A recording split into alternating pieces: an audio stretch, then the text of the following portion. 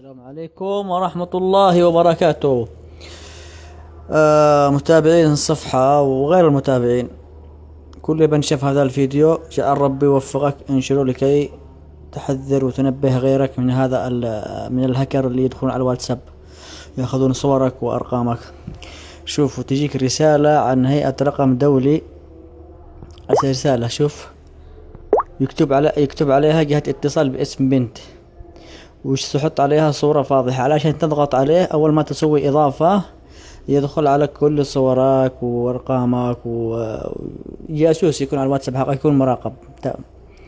وأنت أول ما يوصلك هذه الرسالة جهات اتصال، تجيك رسالة جهات اتصال، لا تسوي إضافة ولا تضغط على الاسم، هذا الاسم اللي هنا، هذا الاسم لا تسوي، يضغط حظر، يضغط حظر على طول.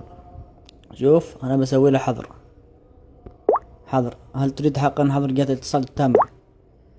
احذر هذا وإن شاء الله تكون استفدتم وأفدتم غيركم، لأنه هذا شيء خطير خطير خطير خطير جدا جدا جدا. أتمنى تنشر الفيديو ما تبخل، اللي معه أهل واللي معه أعراض واللي معه صور واللي معه شيء يحذر أهله من هذه الطريقة. وشكرا والسلام عليكم ورحمة الله وبركاته.